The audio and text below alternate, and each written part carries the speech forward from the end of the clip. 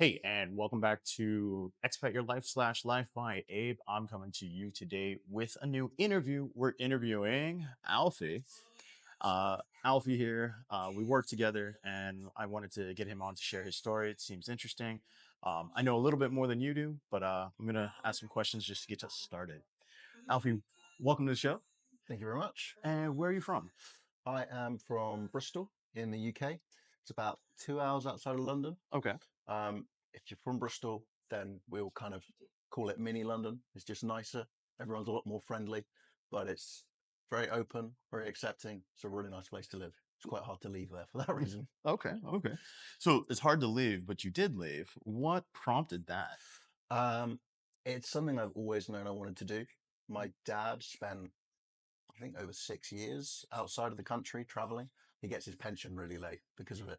Um, he spent 4 years in India. He went all over Southeast Asia, lived in Australia, Czech Republic. The list goes on and on and on. So I grew up always looking at his like proper photo albums, just filled with these pictures from all these amazing places, and hearing his stories about all that kind of thing. And it, from as long as I can remember, made me go, right, I need to go and see the world and I want to explore. My mum did some traveling as well in South America. So I've kind of always been surrounded by that as a thing that people go and do. And it's something that I've always had in my mind that I wanted to do. And eventually it got to the point when the time was right and I could go and I jumped at the chance. All right, cool, cool. And how long have you been living abroad so far? So only this year so far. I moved in August 2024 Mhm. to Vietnam. And I've been here ever since. In July, I'll fly back home for a couple of months and then on to my next place. Okay. And why'd you pick Vietnam as your first spot? Initially, I was thinking Japan. Mhm. It just looked like a really interesting place to work and live. But then I looked at some forums and had a few conversations with people who had worked there. And they said the work-life balance was awful. Um, I then spoke to some people who'd worked in Vietnam, and they said the work-life balance was good and enjoyable, and that they had a great time here. So I looked into it more and more, and I thought it looked great. And then I got a job, and yeah, got on the next plane. Okay, nice, nice. I've actually lived in Japan, and with what you were saying, that was part of the reason why I left and Okay, came to well, I'm glad I Vietnam. made this choice then. Cool. And so you've been overseas for about a year. Mhm. Have you had any crazy experiences? Anything that you wouldn't have back home? Yeah, for sure. I think half of the joy of living overseas in a new country is I try and view it as I'm going to make the most of it by doing things that I couldn't do back home. Mhm. Um, but probably the best and the worst experiences I had on a road trip I did over Tet. Um, and I drove up about two-thirds of the Ho Chi Minh Highway, which runs all the way up through the mountains and everything. And then I cut across and came back down the coast. Okay. Um, and just before I hit sort of the the proper highlands, where it's just jungle and there's almost no one living there and all the rest of it, the last city I stopped in, I went out and I had some food and I came back to the hostel where I was staying and I went to go to bed, get an early night. And I lay down and my stomach went, don't go to sleep, don't go to sleep, don't go to sleep. So queue about 2 hours later and there's just a lot of vomit, Oh a lot of man. trying to clean it up. It was not a good night, especially because the next day I had a 10-hour drive. But then that next day was probably one of the best days I've had in Vietnam so far because it's just through these like incredible mountains, carpeted in jungle, absolutely insane. And just you on a motorbike, which is a new skill I picked up while being out here. Okay. So that was a really kind of wonderful experience. Oh man, that So sounds like a great experience. yeah, Sounds like it was worth it. You had to pay for it. absolutely. Yeah, yeah, Yeah. yeah. Yeah, the whole trip was great. It was 10 days in total and absolutely so worth it. Nice, nice. So that was your, like kind of like your craziest experience. I'm gonna assume that's your worst experience as well. Yeah, probably. No, okay. Yeah. And let's flip that around. What was the best and most memorable experience that you've had? That trip would be up there. There was a lot of times. I mean, like a few days later on that trip, I was driving along, took a wrong turn, got completely lost, and then again I was up some different mountains, driving around trying to find a way back down to the beach. I got stuck in the mud, had to like pull my bike out. I mean, I did it on a 125cc scooter. Mhm. It just wasn't equipped for it at all. Um, so it sounds kind of crazy to say my best experiences were the ones where like everything was going wrong, Mhm. but it's like everything's going wrong on this crazy adventure in the breathtaking scenery where you're like on the level of the clouds all around you and stuff, and you're trying to get away back down to a glorious beach. Like that's the kind of holiday or traveling that I like. I much prefer that to sitting on a beach somewhere or going out clubbing. You know, I Mhm. feel I've been clubbing a lot Mhm. back home, clubbing, you know, all right, it might be a bit different in Vietnam or Thailand or wherever you go. But at the end of the day, I can do that in most places. I can only get lost at that particular mountain Mhm. in the clouds and get my bike stuck and pull it out and um, have that experience here. So Okay. And do you think that like that move, that trip that you took was such a challenge that it boosted your confidence almost to be able to handle bigger challenges? yeah, I think so. The first trip I did like that, um, just after I finished school, we did like a kind of school organized trip to Morocco, Mhm. and we all like hiked over the Atlas Mountains, and that was really really fun. And it instilled this kind of, I guess, sense of adventure, or gave a big shot in the arm to the already existent feelings from my dad and those photo albums and all the rest of it, Mhm. um, and really energized me in that way. And then a few years later, when I was 18, I did this trip to Iceland, and I hiked across kind of the middle of Iceland where no one lives Okay. because 9 months of the year it's all frozen over, just covered in snow. So just before that, people sometimes drive across in these like big, souped up monster 4x4 things. Um, I didn't know that no one walks it. But I, 18-year-old me, I was like, well, there's a route that goes from there to there. I'll walk that. That'd be fine.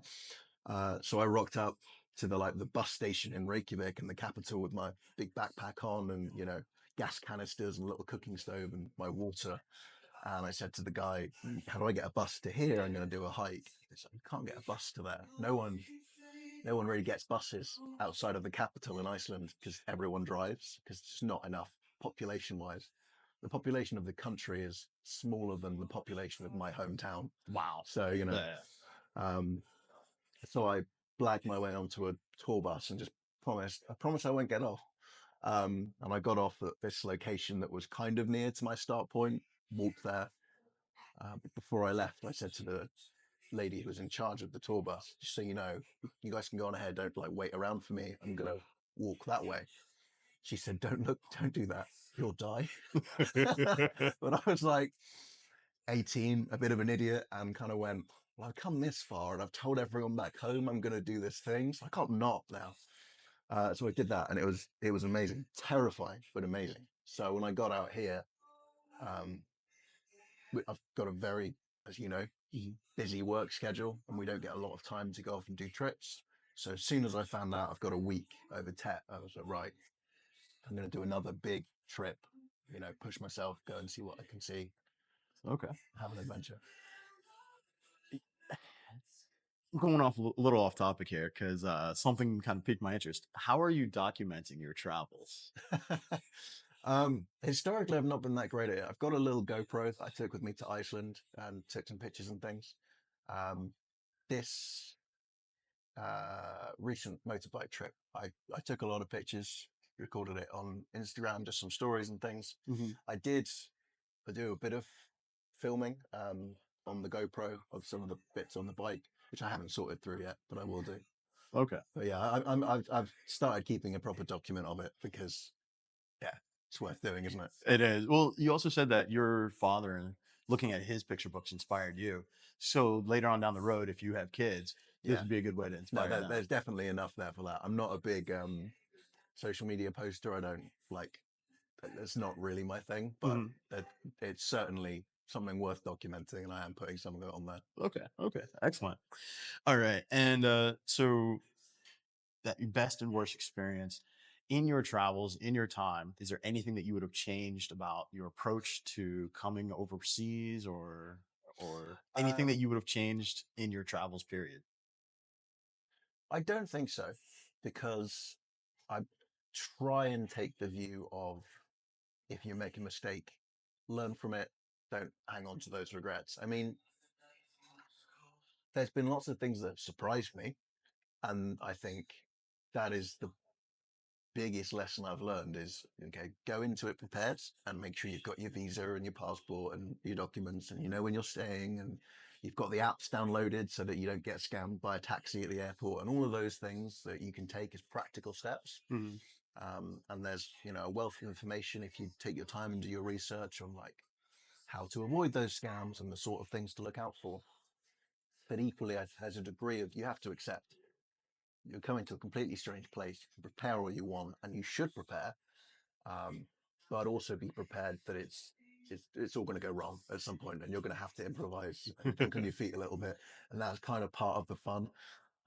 It's trying to get out of a situation. I mean, the scariest situation I've been in so far is on the start of that bike trip. I was on my second day of driving, and I've been riding for like 8 hours.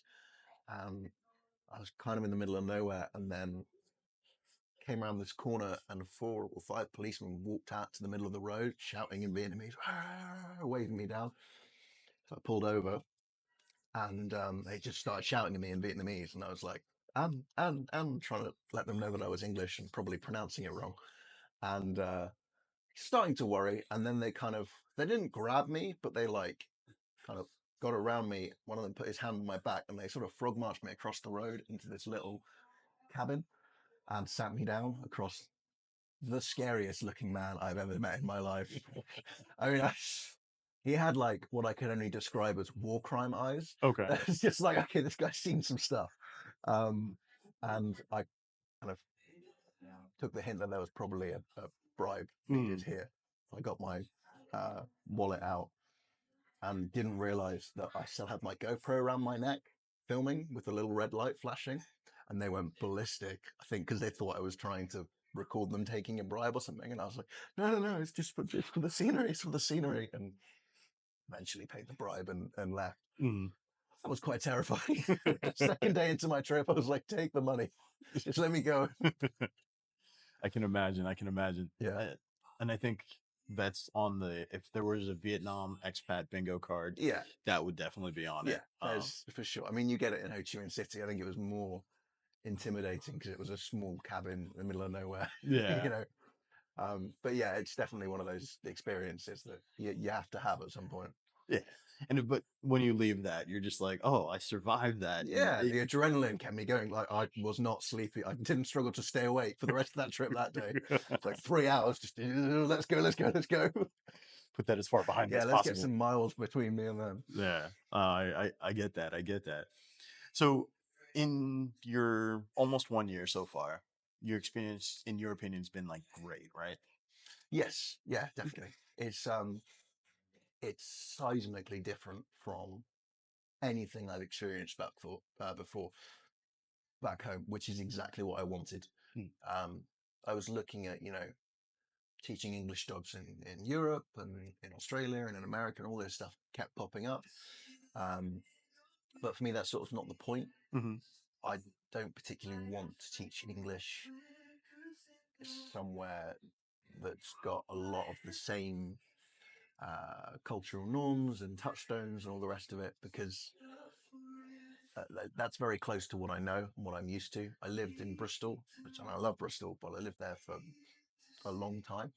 Um, I went to university there as well, so I spent for one reason or another, and good reasons. I don't regret those choices, but I spent a long time living in the same city. Um, so the last thing I wanted to do was go and move somewhere really familiar or similar. If you go to Australia, you go to America, obviously, huge differences culturally, Hmm. but equally, like, we speak the same language, we'll have seen the same movies, the music will be the same.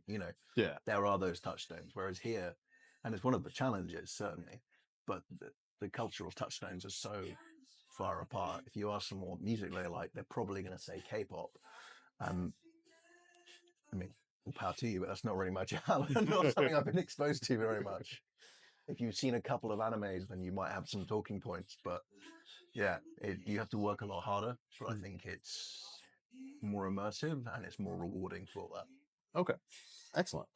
And I want you to think you have a cousin, a little brother, a little sister, someone who looking up to you and being like, "Hey, listen, I want to do the same thing that you do."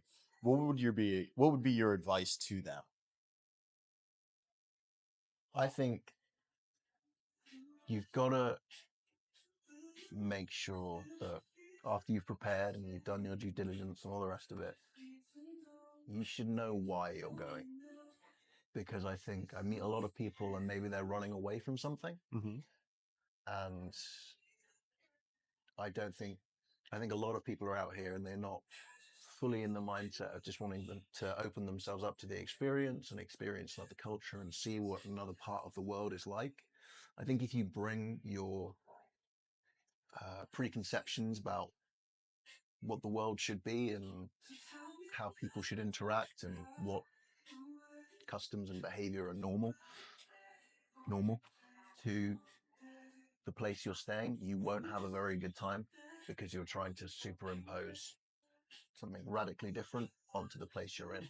I think if you go completely with your mind open, arms open, ready to just accept whatever comes and adapt to it and see if it suits you. You might go somewhere and go, this place isn't for me. I don't like it. That's fine. You don't have to love it. Hmm. But I think as long as you go into it with the mindset of this is a new experience and I'm going to see what this is like and try and understand this place, even if it ends up not being for me, I think you'll, even if you don't have the best time, I think you probably will, you'll have a very worthwhile experience. I don't want to stay in Vietnam another year. I've really enjoyed it, but I think leaving at the end of this year, I'll be going on a high note. I think if I stayed another year, I probably wouldn't enjoy it Hmm. anymore. It just feels like the right time to move on to the next place. Understandable, understandable. That's kind of how I felt leaving Japan. It was Yeah, like, this isn't. I've enjoyed my time somewhat, but I was also ready to move, yeah. ready to go on. So I definitely understand that. Now, on a side note, like you talked about your why. What has been something you've learned about yourself or learned about the world in this last year? About the world, um, I come from. I mean, Bristol's quite a open-minded, friendly place. It's very accepting. It's a lovely melting pot of different cultures. Mhm. Um, my parents are very open-minded like that. They're very accepting of anything and everything, anyone, you know. Um, so I've always kind of had an awareness that the world's a very big place, and whatever corner of it you're from, there are a million one and one other places that are radically different. Um, but it, you can know that, and you can be aware that the world is a huge place. Other places are hugely different from where you're from. But it's not until you go there and experience it firsthand Mhm. that you can see that and feel that and make the most of that. So I knew, of course, Vietnam's going to be so different, and that's part of why I want to go. And I want to immerse myself in a new culture. But it wasn't until I got here and got the whiplash of like, oh wow, okay, massive language barrier, food's completely different.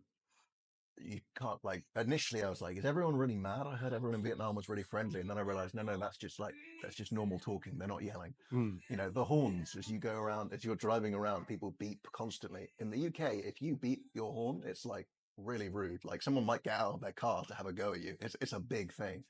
Here it's just like, hello, I'm here, get out of the way, move, all right, how you doing? Hi, hi, hi. It's Mm. like very different.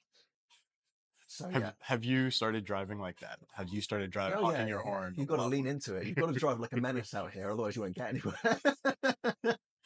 I understand. I've done the same. Yeah, I think my first 3 weeks, I just took grabs everywhere, and I just watched how the grab drivers drove. yeah. The one That's thing what I I did. noticed, no one ever stops. it's always you just go around whatever it Yeah, yeah, is. yeah. Like You there's just no keep moving. stopping. Yeah. If you stop, then you're gonna cause problems. And I yeah. still don't know how everyone doesn't crash all the time, Mhm. but I've just accepted it as like Vietnam and move on Yeah. because we can't wonder about it the whole time. No, if you do, it'll end up confusing you Yeah, more. yeah. Nice. So yeah, in terms of what I've learned about the world, it's that it's a huge place, and it's not until you start exploring it that you can actually experience that and realize that. About myself, um, I have surprised myself with how well I've handled things. Mm. I'm quite a naturally anxious person, and I've had mental health problems in the past, and I very much had the mindset of like, okay, this is going to be really make or break. I'm either kind of going to go and completely crumble, and it's going to be too much to handle, and I'm going to have to go home sort of with my tail between my legs, but hey, at least I tried. Mm. Or it's going to be kind of the making of me, and it's going to help me expand and grow as a person and all that kind of thing. And thankfully, I kind of very quickly realized, okay, no, I can do this. Mm. Um, yeah, it certainly tests you, especially if you come somewhere by yourself, you don't speak the language, you know, any support network of friends and family that you've got is a 7 hour time delay away. Um, but it's very rewarding when you notice that you've got more resilient and stronger, and you can handle these different things that come your way. Mm. So yeah, that's a hugely rewarding side of it. Okay. Oh, other than your father's scrapbook, was there any sort of media that helped you to Yeah, for get sure. inspired? Um, I read uh, As I Walked Out One Midsummer Morning, Laurie Lee, when I was very young. My mom gave me that. That's a wonderful book, and it's autobiographical. Um, Laurie Lee, literally, he's a fantastic violin player from a very poor family, and he walks out of his home in the north of England, walks to London, goes to France, and then down to Spain, and then walks through Spain. And it's just a very, very grounded story, early 20th century, um, about someone who's just exploring the world and making their own way in it. And later on, he kind of fell in love with Spain because he was living there so much that he went and fought in the Spanish Civil War and all the rest of it, against fascism. It's a really, really interesting story, but a great story true story about someone who leaves their small corner of the world to go and experience the wider world and give what he can to it and get what he can from it.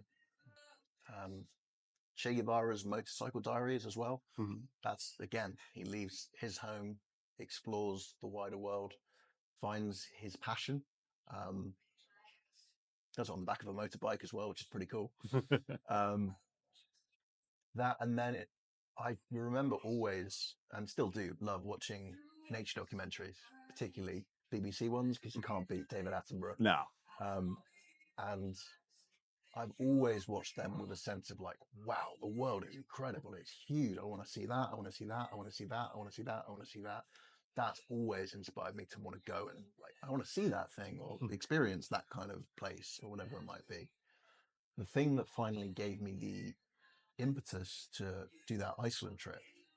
So I was having quite a rough time at that point in my life. And I went and saw The Secret Life of Walter Mitty, Okay. which was originally a short story by James Thurber written in the 20s or something. Um, and it's quite good. But then Ben Stiller made a big Hollywood movie out of it.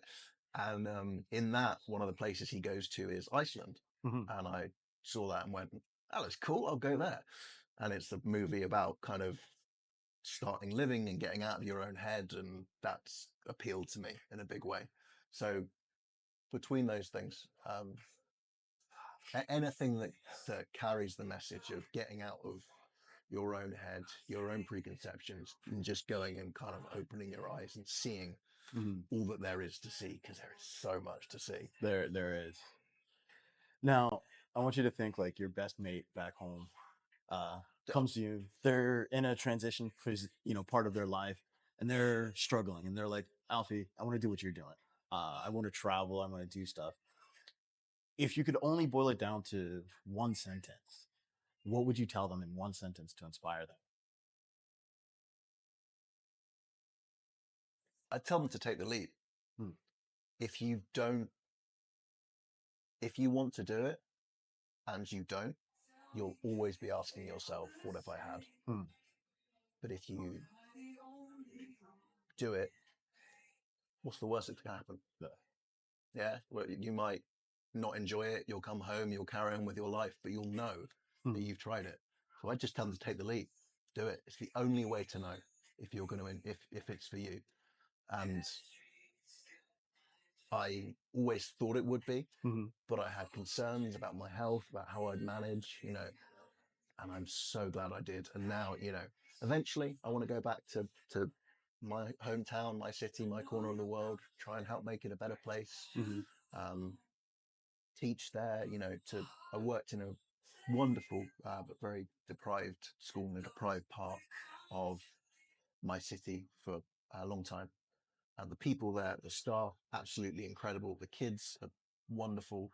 The school, wonderful, but it's from a really low income part of the city. Hmm. So really, really difficult behavior standards, really stressful, difficult job. Um, and I'm really glad now that the kids are a lot better behaved in Vietnam, and it's a much more low energy way of teaching. Hmm. And I think English as a foreign language usually is, because the kids tend to want to be there. Um, but eventually, absolutely want to go back to my corner of the world and try and improve it and build a life there and all the rest of it. But it's a way down the road. Until then, I just want to see as much as I can. Yeah, yeah, absolutely. So that's good. I mean, I'm glad that you're here. You have a goal, you're trying to achieve it. You're facing challenges every day, and you're doing it with a smile on your face. And it sounds like growth mindset as well is being developed as well as improving in you, which Yeah, I hope so. I think that's fantastic for Oh, people. thanks, man. Um, is there any quote that you live your life by? That's a recipe for sounding like a bit of a pretentious idiot, isn't it? There it is, but um, yeah, the first book I ever was given when Mhm. I was 1 year old by my auntie is The Little Prince. Okay. Um, and in that, there's a quote: "It's only with the heart that one can see rightly." And I've kind of always viewed that as a good way of managing the challenges you face in the world, because it's important to have a plan, to think things through, like I've said, with visas and passports and all that stuff. Um, but like I said, ultimately, you are going to have times when things happen that you don't expect, when you just have to make a judgment call. Then I think you've just got to go with, or I was always taught anyway, to go with what's the right thing to do here. Mm. What's I think you should live your life trying to put good out into the world. And what thing here is the best thing to do for the world, for other people? I think if you live your life that way, and that's what I try to do, you're never going to get it right all the time. No one's perfect. Mhm. But as long as you try and do that and try and do the right thing, you're not going to go that far wrong. Yeah, that's true. That's true. Thank you. And last question. Well, second to last question. Go for your life, mate. What do you have gratitude for in your life? Um, my family. I'm incredibly lucky to have had the family that I have, and the parents that I have, the siblings that I have. I'm very close to all of them. It's probably the most difficult thing about being away, Mhm. is that we're a very close family. I'm very close to all of them. It's a big time difference. Um, so I'm incredibly grateful that I've got them, because they raised me with values that I think have served me well and make me happy with the person that hopefully I'll eventually become. Mhm. Um, and they've given me the opportunity to do this. You know, I think in the midst of the what's the best place you've ever been to, or what's the most exciting thing that's happened, or where you're going to go next, it's easy to lose sight of the fact that anyone who manages to leave their country and travel abroad is incredibly lucky. Like we've so won the lottery just by being able to do that at all. So many people can't. And I think if there's any way you can get to the point where you can travel at all, however much it is, even if it's going to somewhere 2 hours away and going on a camping trip, whatever it is, Mhm. any travel is always a wonderful thing.